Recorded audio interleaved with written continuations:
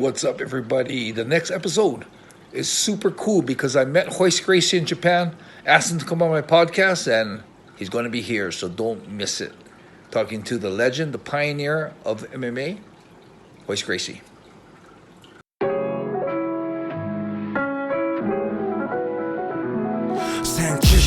1978とある田舎町で生まれて移り住んだ新宿で育ちこの町で起きたこれまでの俺たちのここまでの生い立ちはほんのまた序の口試されたいちいち正してきた過ち騙し合いやからしないはスニッチの始まり放課後の登山所児童館にホームアローンそんな時間はほったらかして向かったとある場所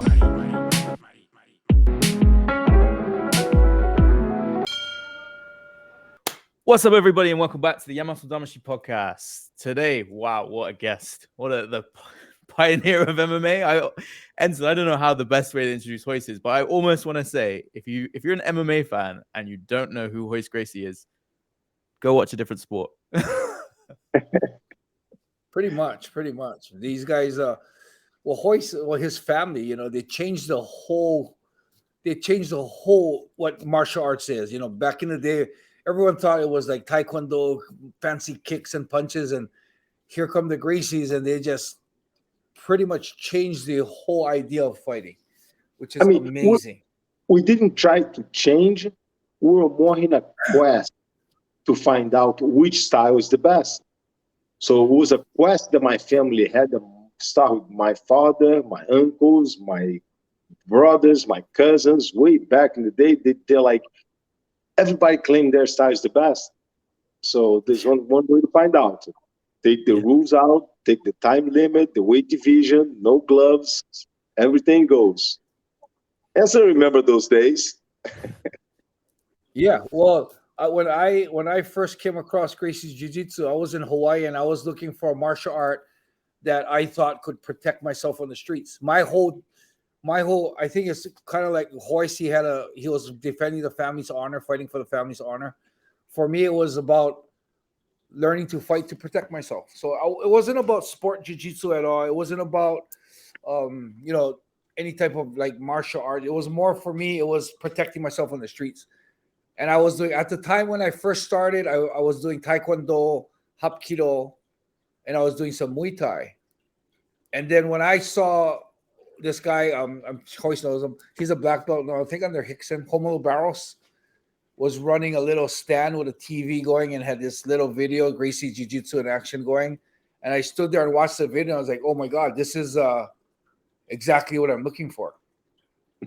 And that's where I first found out about Gracie Jiu-Jitsu. It was actually a non-credit course in the University of Hawaii.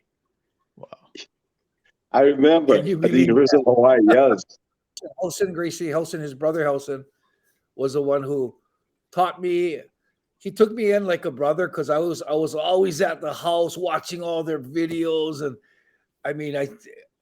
I also met Royce and Hori and everybody when they came over, and Royce. I remember Royce would always take me down to Helson's garage, and we roll a little bit, and he'd teach me so much. Everything.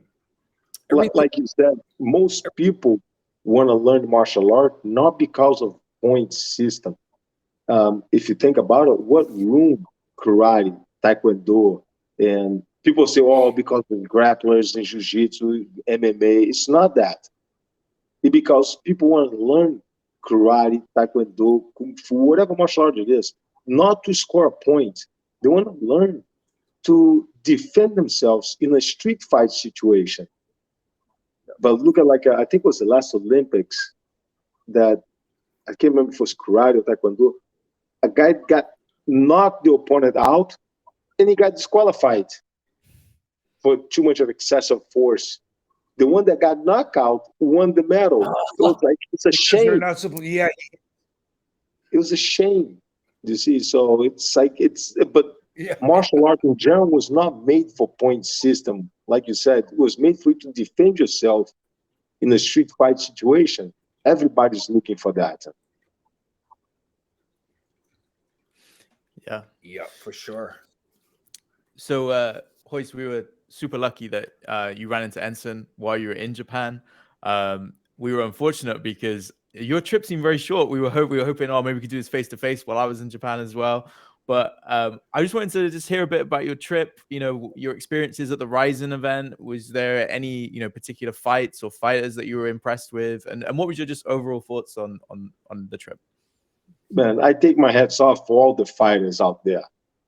If people think it's yes, I'm gonna go over there and fight. No, the time that these guys put on the training camp, you see, they don't just come out of, okay, I'm gonna fight tomorrow. No, they are ready to fight tomorrow, but the time that they put it in, and RIZIN versus Bellator, it was all the fights went to distance.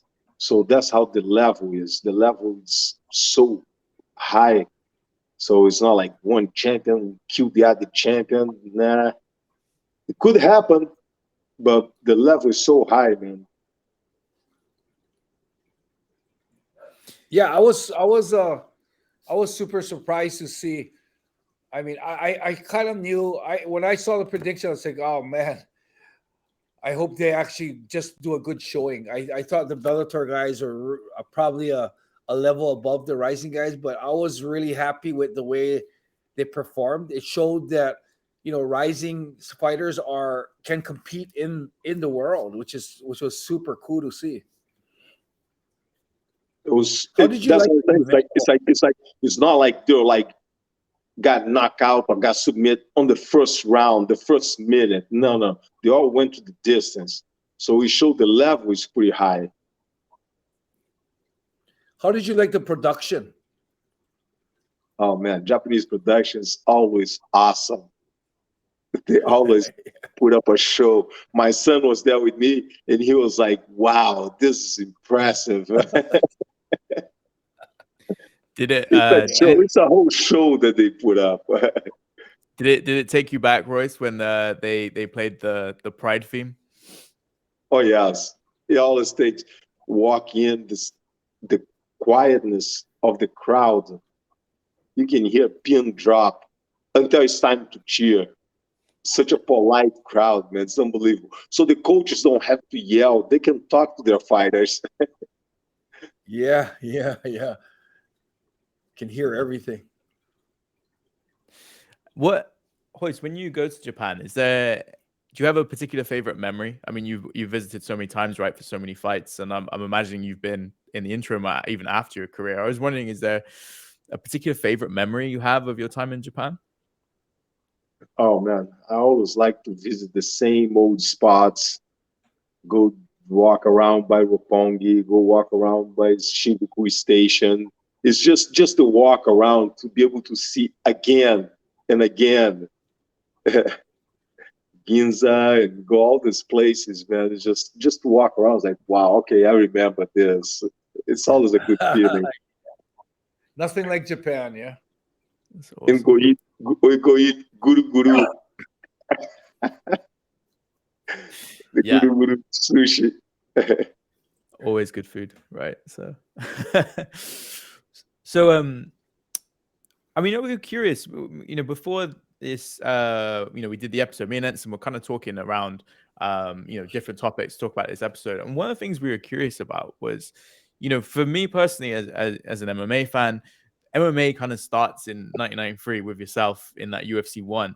But back in Brazil, before, UFC 1, how much was Vale Tudo a thing? Like, were these like big fighting events going on while you were, growing up? Okay. There was a Japanese gentleman doing business with my grandfather in Brazil. Let's say Maeda. Maeda was doing business with my grandfather. In exchange of good faith, he taught my uncles the art of Jiu-Jitsu. My father couldn't do it because he was too small, too weak. So he would sit down and watch. And my uncles went to open up and start teaching a school in academy in Brazil. My father, the whole time watching. When one day my uncle was late for a class, my father jumped in and told the student, hey, I'm not the instructor, but I'll review the moves with you. And taught that student a class. How can I put it? He didn't invent a new art. He didn't create a new art. He adapted the art for himself, so a smaller person would be able to do it. He didn't invent it. He always used to say, he didn't invent the car. He didn't invent the wheel. What he invented was the jack. So with one hand, you can put the jack underneath the car, pump the car up, they got leverage, lift the car off the ground and change the tire. Back in the old days, let's say, in order for you to change the tire, you need a strong one to lift the car and another one who can move and change the tire. Wow, a couple of strong guys hold the car. So he invented the leverage into the moves. Wow, interesting. Once he create that, that's when my uncle arrives, and my uncles are like, hold on, the student now wants to take class with you. What did you show him? And that became like, well, I just adapted for myself. Instead, hold it this way. If you hold it this way, it's much easier. It doesn't require strength. So then became a quest for my family, because everybody back in the day, my father, my uncles, everybody, all the other styles, just to claim that their style is the best. So there's only one way to find out. So it became a quest. On the beginning, a lot of people thought, oh, the Gracies are arrogant. They're trying to put down the other styles. No, we're not trying to put down the other styles. It's like any sport, American football, baseball. Your team is the best, my team is the best. There's only one way to find out. Put them to play each other and see who is the best. So it became a quest for my family. Throughout the years, we run out of challengers. So growing up in Brazil, it was not like there was a lot of MMA fights. And when I was growing up, there was none. There was like, let's say, a peace, quiet time. So there was none, because everybody already believed. My father's been doing, my uncles, my cousins, my brothers, they've been doing this and fighting people for so many years. Everybody believed at the time. When I came to America, start all over again, because Horn was here, my older brother. And then it was, again, we're facing people that back then there was not, the speed of internet didn't exist. So Enson is from the time of black and white TV. Enson and I. Just kidding, Enson. But there was not much of a challenge back then in Brazil. When I moved to America, it started all over in America again. So I probably got more of these challenges in America. I saw more in America than I saw in Brazil. But then at the same time, there was some luta livre and the wrestling that came into Brazil. And okay, let's test ourselves. And that was when Marco Rua shows up, Marco Ruas, and a lot of those guys show up. And it's like, hey, we want to put it to the test. We're starting to mix some stuff. They're learning Jiu-Jitsu. They're learning some boxing. Let's put it to the test against the Gracies. So, and that's when it became like a rivalry back in Brazil. Wow. Super interesting. That's crazy. So that rivalry, I mean, how long did the rivalry last for? Because it's pretty infamous, right, in MMA. Like, it lasts for a long time in Brazil. Yeah. Brazilians take it very personal. They could not see each other from one team, see another person from another team. It doesn't matter if he's on the beach, if he's in a wedding, the fight's gonna happen. We're going to put it to test now. Oh, you talk trash about my team? You talk trash about my style? Let's do it now. It doesn't matter if it's in the middle of a wedding or it's a Sunday morning at the beach. Awesome. Yeah, there's a lot of videos like that where they met in the pavilion, and when Ugo saw Hickson on the beach and had the Hoyler, I think Hoyler Tadu, Eugene, and Hoyler. That was a long fight. That video. It's like, hey, let's do it. So you gotta be constant. You gotta be ready. There's no such a thing as that. Wait, give me 3 months. No. We're gonna do this tomorrow. Okay, let's do it. Yeah. No training camps, right? It was be prepared. There was no training camps. Yes. That's awesome. So one of the things Hoist, we talk about on this podcast quite a lot is Enson's mentality of going into the fights and how he was literally prepared to die in the ring during his fights. We were curious to hear kind of what your mentality was going in the ring. I'm not thinking about going home to eat dinner that night. Before the fights, I'm asleep. My brother have come in, tickle my head, wake me up, whisper, "Can you please wake up, brother? Come on, get up." And they stretch me left and right and pull me every direction, and heart rate is very low, so it's like they have to try to pump me up. But I'm not thinking about going home to eat dinner. I told Hoist back in Japan when I saw him that my whole mindset about, fighting for my honor, fighting to the death. Like for me, dying in the ring was something that I accepted. And I've been asked this question a lot, and they asked, well, was it your childhood? Was it this? No, it was because of the Gracie family. When I was training in Hawaii under Helson, that was what we understood. The Gracies were fighting for their honor. They're fighting for their family name, and they're ready to die for it. So when I kept hearing that, that was the Gracies were my mentors. Helson, Hoist, Hickson. And for me, that's the only way I was taught that. I'm learning for the streets. I'm not learning for a sport. I'm learning for the streets. The guys I look up to fight to the death, and that's what it became of me. Like I was fighting for my honor, and instead of breaking my honor, I'd rather die. That was that. It's like people sometimes get, "Oh my God, don't you worry. What if you get hurt?" Well, people get hurt every year playing golf. People get hurt swimming. People get hurt playing volleyball, soccer. You see, so what if you get hurt? Well, I'm not afraid to get hurt. If I get hurt, I got hurt. Well, what's the worst can happen? He's going to break my neck and I'm going to die? I don't believe so. Let's put it to the test. Let's do it. Let's do this. So it's like, let's put it to the test. It's like, but he might punch a hole through your chest.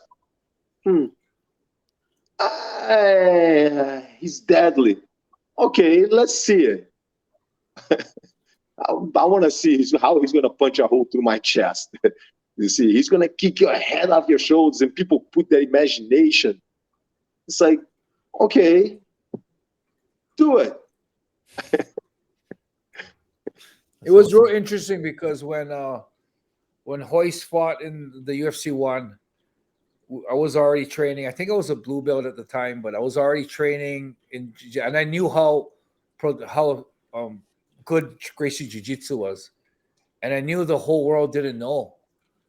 So when we went to watch it, all these, I remember, I think I watched it in Japan, but I remember when it happened, all these people were like seeing how big these guys were, and I'm sitting there thinking, oh my God, these guys don't even know what Gracie Jiu-Jitsu can do. I mean, the art is so amazing. I mean, when I did, like a lot of people say, well, I start training because I saw you fighting. I tell them, you never saw me fighting. People never saw me fighting. They saw the technique. That's what attracts them, not me. It wasn't this beauty. It was the technique that attracts people. So, and same thing with my father. My father was much smaller person than the opponents, but wasn't because of the size, was because of his looks, was because of the technique that he presented. I think your father, when he was 76 or 77, I think he came to Hawaii, and he came to Helson's class, and he lined up everybody in the class, like huge guys, had some big guys. He lined them up. He mounted us, James, and he's so fast and sharp. He tapped out everybody, one after another. Yeah, it was amazing, man. That's what I remember about Elio, man. Elio Gracie, man. Amazing movement. So quick, so sharp. It's amazing. For a lot of people that met my father, that did not, they used to say, this old man is so fast. This old man, it's so strong. Because when he holds you, right? People think, man, he's so strong, he's so fast. He wasn't fast and he was not strong.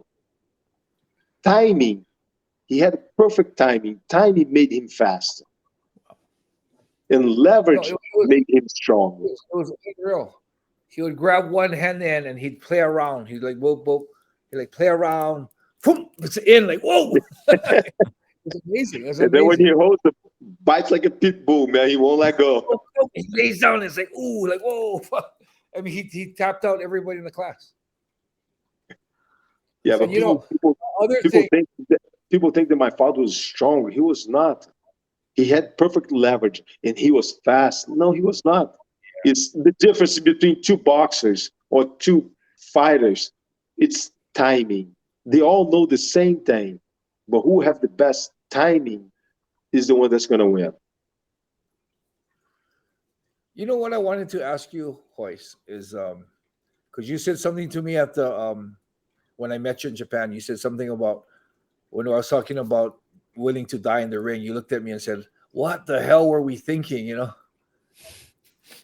like how do you look at it now? Like for me, I really felt that was the best way to die in the ring, and I actually, if I died, I'd wanted to die in the ring, and now I'm thinking to myself, man, wow, I do not want to die in the ring. I want to live longer. You know, how do you look at it now? You are willing. I'm still thinking the same way. It's not question. It's like there was a lot of myth out there, like I was saying earlier. Some other styles would say, yeah, because if I punch you, I'll make a hole to your chest and rip your heart out. Really? Yeah, I'll kill you. Okay, let's do this. I want to see it. You see? So we're more of a betting. We're more of accepting the challenge from the other styles. Because it's not like we're going to play Russian roulette. That eventually somebody's going to get shot. No. You see, what's the worst that can happen? Take a hit, get a knockout. Okay. I don't know if you can hit me. I trust my style. You trust your style that you can hit me. I trust my style that I can choke you. So let's bet on this. Let's go for it. You see? But a lot of people create their imagination. If you remember back in the day, there was a lot of myth. When we got to America, Horton first got to America, the black belt magazines, Inside Kung Fu, Inside Karate, there was so much myth when we were growing up over here. You see that people are like, yeah, and I'll touch and you're going to drop. It's like, really? Remember those days? So it's like, come on, man. It's like, yeah, if I touch, I'll paralyze you for a week. Okay, fucking let's do it. Let's put it to the test. So it was not like, okay, I'm gonna die. No, he's gonna kill you with a death touch. It's like, okay, let's try. Let's do this. But if we realize ahead of everybody that what's the worst that's gonna happen? He's gonna hit me, knock me out, or pass out, wake up, the hospital. Okay, great. Let's do it again. So we kind of blew the whistle on the myth that exists back then. One of the things that it changed the whole idea of martial arts. But the whole no weight division, no time limit. Now that's crazy. No gloves. You fight with no gloves, no time limit, no weight division. It's like fighting guys 100 pounds heavier than you. It's like, what I was thinking, man. But again, we're putting to the test. We're putting the test. What if it's a smaller person having to fight, defend himself against somebody bigger and stronger? You can never pick your opponents on the street. And I tell this all the time in my classes. People ask, well, but what about weight division? Hold on. If you're walking down the street and somebody comes over, pinch your girl on the buns, you're going to say, hold on, honey, I'll take care of this. Excuse me, how much do you weigh? Honey, sorry, go back to my girl. I was like, sorry, he's not on my weight division. I would have beat him up if he was. It's like, there's no such a thing on the streets. You don't pick your opponents. Doesn't matter how big, how strong, how heavy, how fast, how young, how old, doesn't matter. You see, you don't pick the opponents.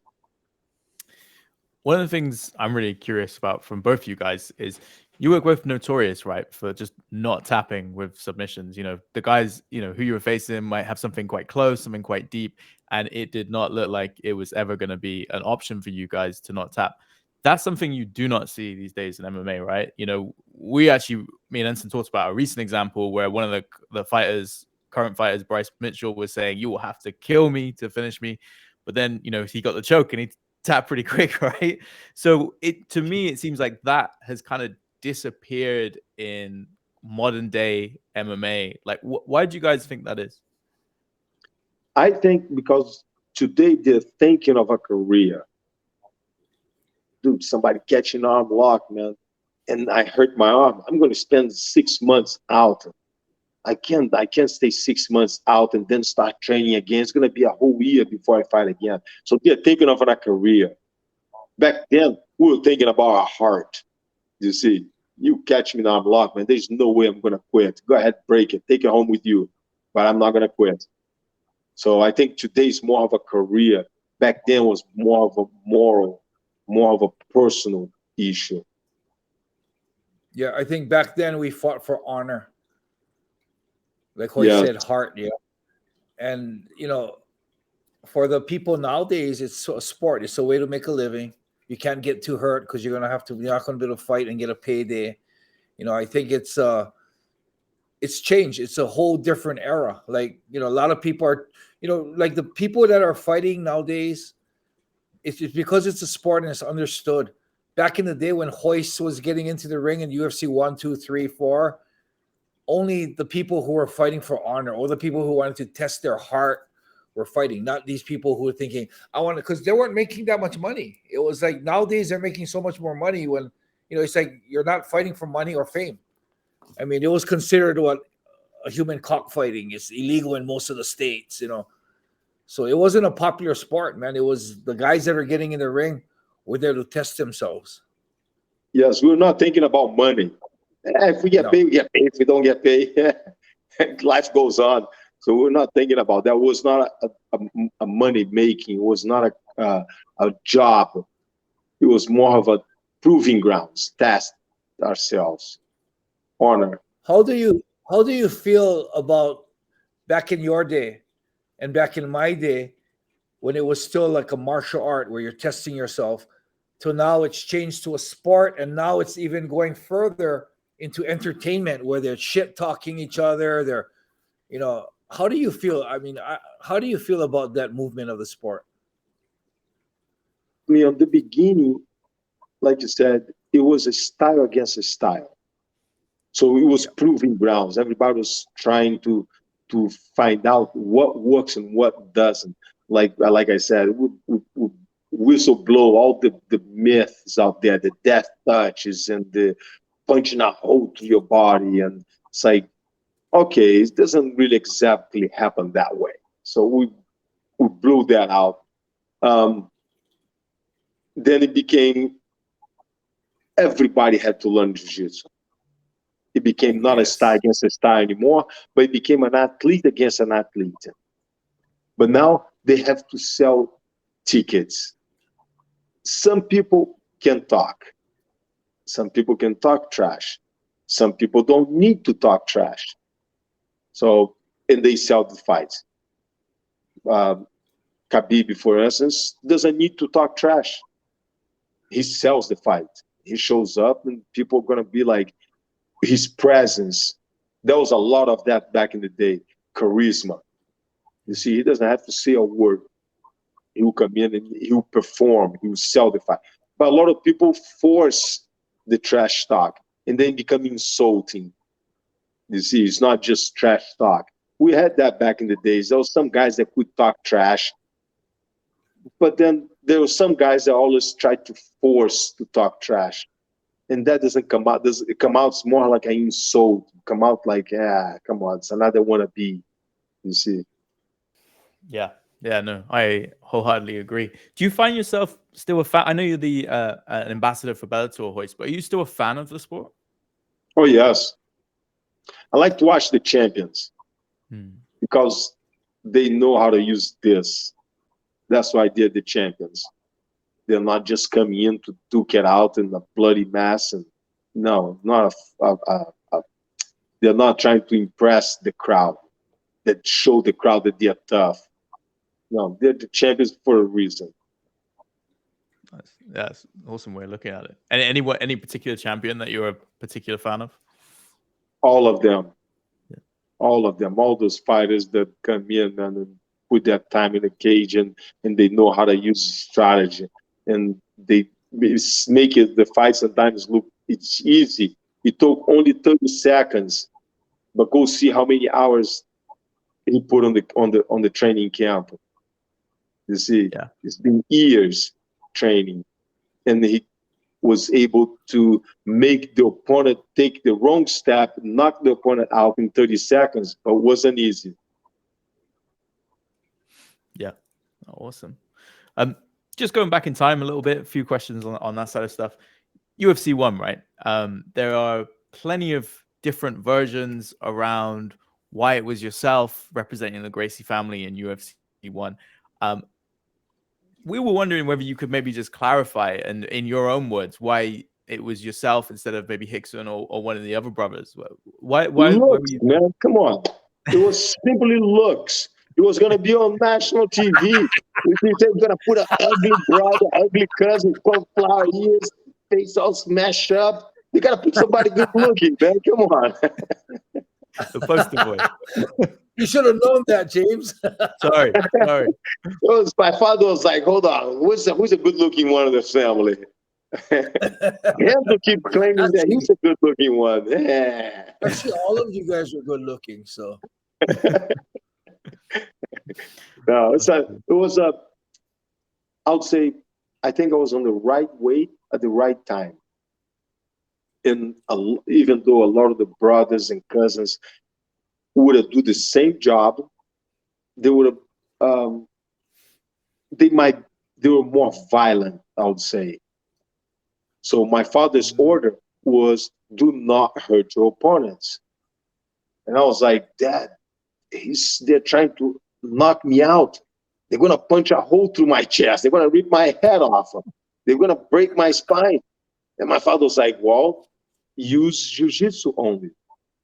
Clean Jiu-Jitsu. Do not hurt them. Maybe an open hand slap. Do not draw any blood. He knew I would listen. He knew I was very calm. The other brothers would have do, cousins would have do the same job, but would have been maybe a little more bloody. Would have elbow crossed somebody's face and make it bloody, and it would be not as impressive. You see? Yeah. Wow.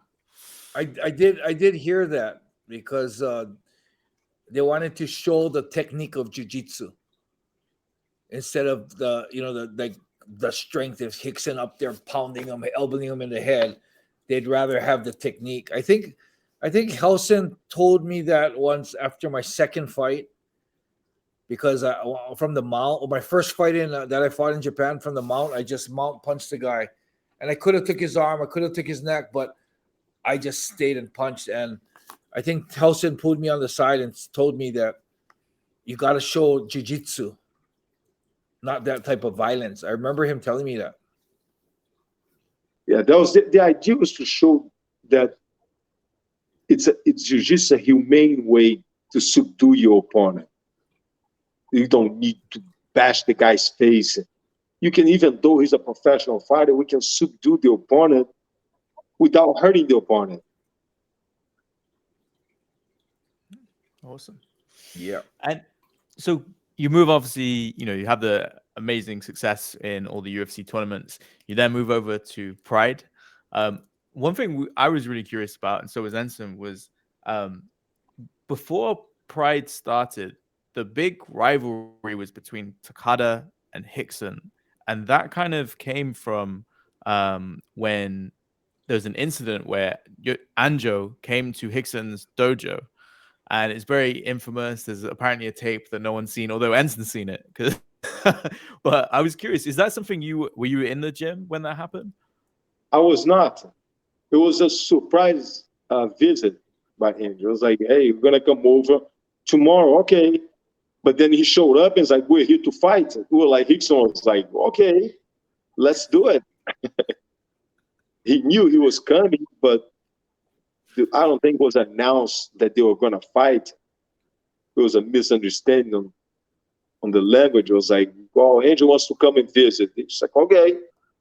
And he showed up. He's like, I'm here to fight. He's like, done. Not going to go home. No, you're not walking out. Close the door, please. Wow. Lock the door. It was funny because the Japanese, Anjo came with like a Japanese TV crew. And they said they let Anjo in and they closed the doors on the crew. And after Anjo was asleep on the mat, they went and opened the doors and let all the press in. That was so funny. Yeah, he came in to do a show, and this is serious business for us, man. It's just crazy how laid back you guys are and so prepared to fight, right? I think that's always what strikes me, that you guys are ready anytime, anywhere. So it doesn't matter if someone's flying all the way from Japan. You guys are ready to go to war. So super awesome. I was lucky enough, Royce, to actually be in the audience the day before RIZIN when they were doing the ceremonial weigh-ins. It was you sat down with Sakuraba, which was such a cool visual to see you guys sat there talking about the fight. What are your memories of that 90-minute war that you had with Sakuraba? That's crazy. It's like Sakuraba finally said that he joke around. I took it very serious. Brazilians takes this stuff serious. I remember I arrived in Japan like 2 weeks before the fight, and they separate my team from me. They sent my team to the hotel, and they told me, oh, no, it's going to be a small press conference. And I got there, it's a hotel ballroom packed with people, with media, and big conference. And they asked me to say a couple words, and I said, it's a tough opponent, always respectful, it's going to be a good fight. And then Sakuraba grabbed the phone, the mic, and goes, yeah, it's going to be a good fight, so with the opponent, but we should do a purse to the winner. And he brought this up on that day. He's like, you should do a purse to the winner. And he's like, I was joking. Right away, I look at him and I was like, I wasn't joking, man. A purse to the winner. I got up and I stood up on the table, on the chair. It's like, stood up and go, okay, let's do it right now. You're a man, I'm a man. Let's do it right now. I just got off the plane. I'll go back on the same plane back to America.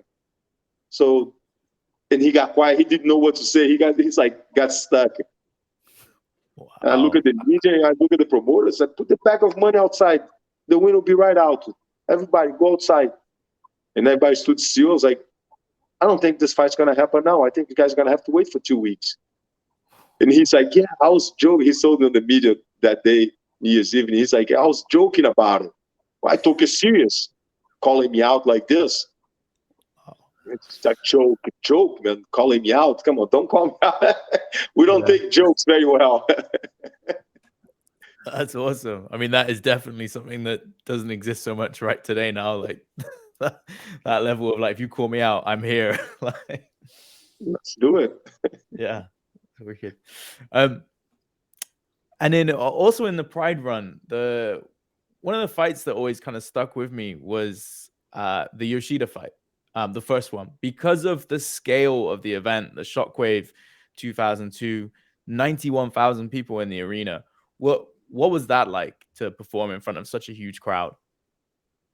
I don't know because my mother said I always have selective hearing.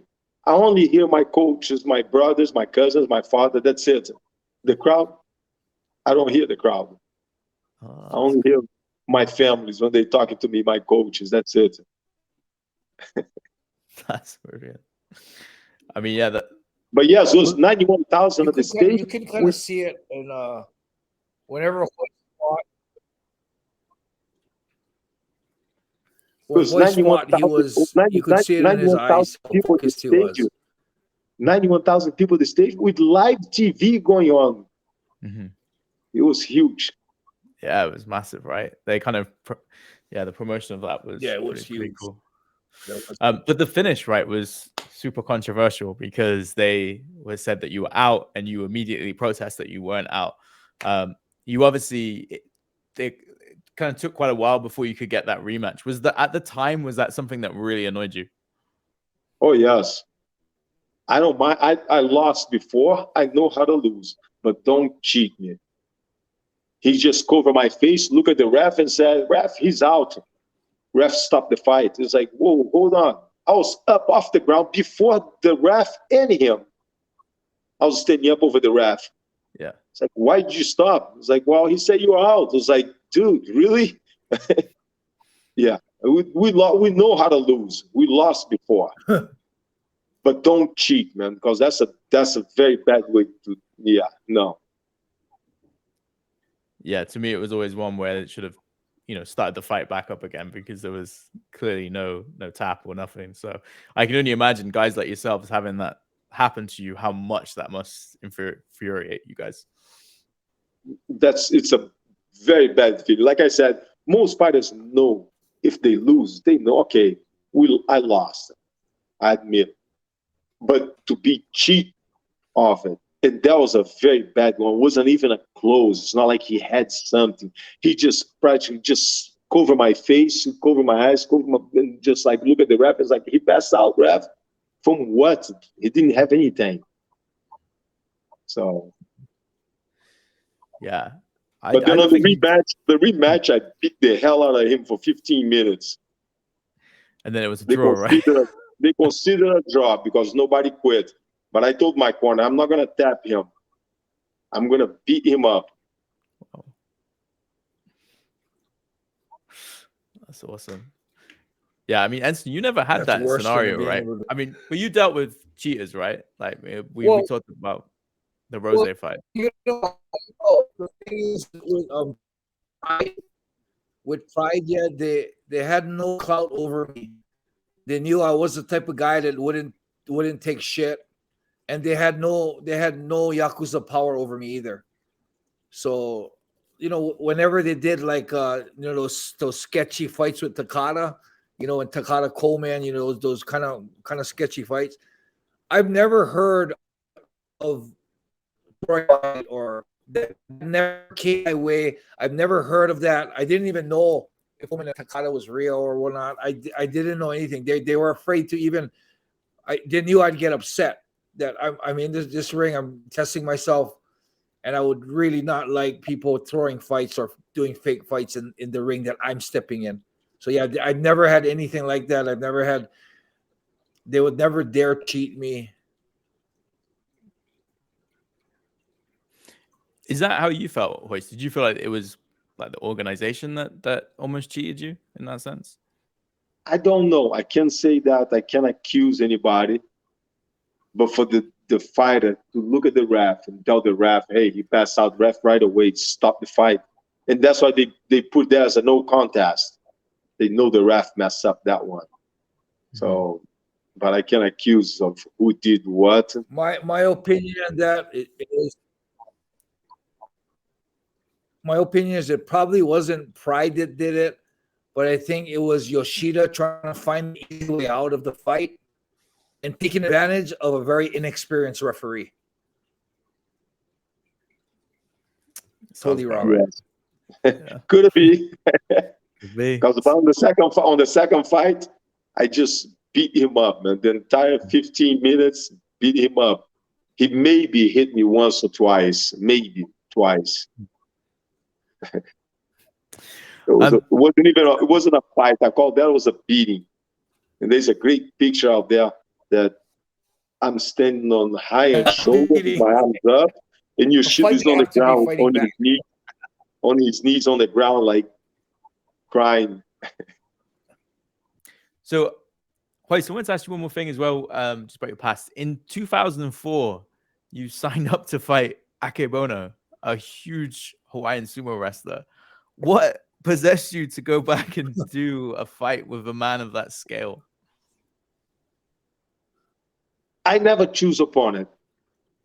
Okay. Never choose opponent. My manager will call me up and go, "Hey, what are you doing? You're gonna fight Akebono." Okay. The hard part on that is to find sparring partners. There's 6'8", 490 pounds. Finding partners. Yeah. We actually had to make a sparring partner. We make it a sparring partner. I got two guys that weigh 250 each one and tie a belt around their waist. They hug each other.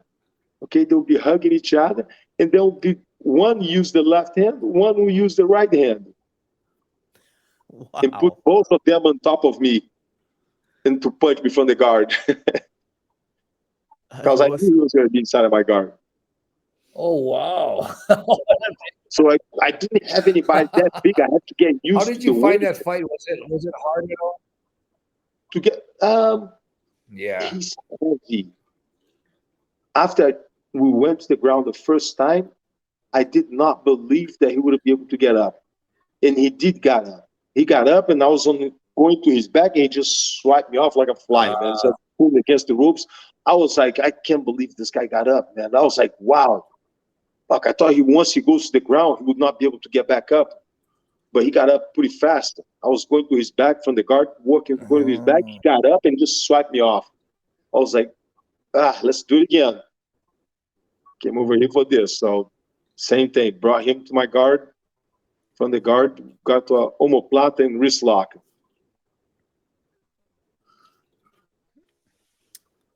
Awesome. Yeah, but yeah, I never chose opponent. Like UFC from the beginning, the first one was 3 fights in one night. The second one was, my brother told me, it's going to be 4 fights now. I was like, okay. It's the same test for everybody, not just for me. So all the opponents will have the same test. You see, they're all going to have to fight. Whoever wins is going to have to fight 4 fights in one night. It's even for both of us. So it's just question who have the best technique, who can have the best strategy. Awesome. What would you like to see out of the sport going forward, Royce? Is there any changes you'd like to see made, or is there anything you would like to see more of? I don't get involved on those. No. It's back on the beginning, it was a style against a style. It was proving grounds. What works and what doesn't.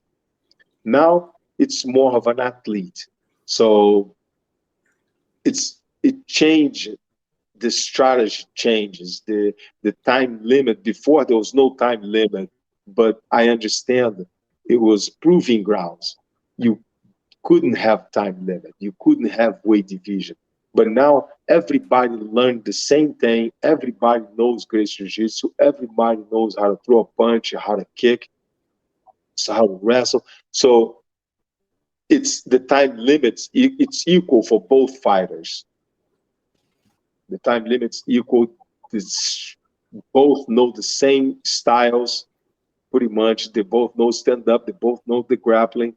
So it's hard to change something.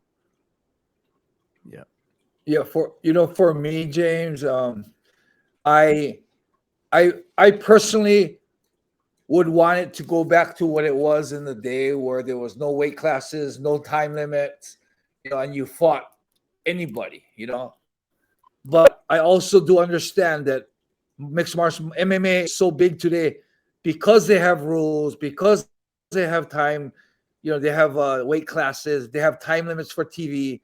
I also understand that the reason why MMA is so big as it is today is because of the changes, and I'm happy about that because the bigger MMA can get, the bigger my name and Royce's name will be. So, you know, I get critical in a way where I really wish it was more of a martial art back in the day. But then I do also, I'm super happy that it's one of the biggest sports in the world right now. So, you know, what I want and what is happening, I agree it's a sport, and, you know, people making a living now, people getting famous. What I think should happen is two different things. I think it's more of a show right now, an event, a show for TV with no time limit. You can't predict, you can't put on live TV because you don't know how long it's going to take. If there's no time limit, you don't know. One fight might take an hour, so it's hard. So it became more like a show, I think, today. I understand. I think Enson understands, but doesn't agree with it. Yes, exactly. I understand. I don't agree with it, but I understand. But I like the tournament. Yes. I like the tournament style. Not on the same day, but they fight throughout the year to make a tournament. Bellator does that a lot. Bellator does that, Bellator and PFL does that, Yeah, it's fun. It's good to have tournaments back, I think. But I know what you guys are saying. I do think there was a lot more element of like what will happen and just fun, I think, in your guys' day of MMA. It felt a bit more of a fun era than it does now. I still enjoy it a lot now, but I do think some of the classic fights, there was a different vibe, shall we say, to what's portrayed on TV right now. So couple of quick things, Royce, before we wrap it up. You seem like you're in great shape. I was wondering, what do you do right now? Like, because I'm in my 30s, and I'm always looking at guys in your age to think like, damn, I want to be like that when I'm that age. Like you and Enson, like you guys are in good shape. Like, what do you do to stay in shape? I'm always pushing myself. Like 2 days from now, I have a swim across Tampa Bay, 4-mile swim, cold water. And we're pulling about 50 to 60 pounds, I heard, on gear that we have to pull.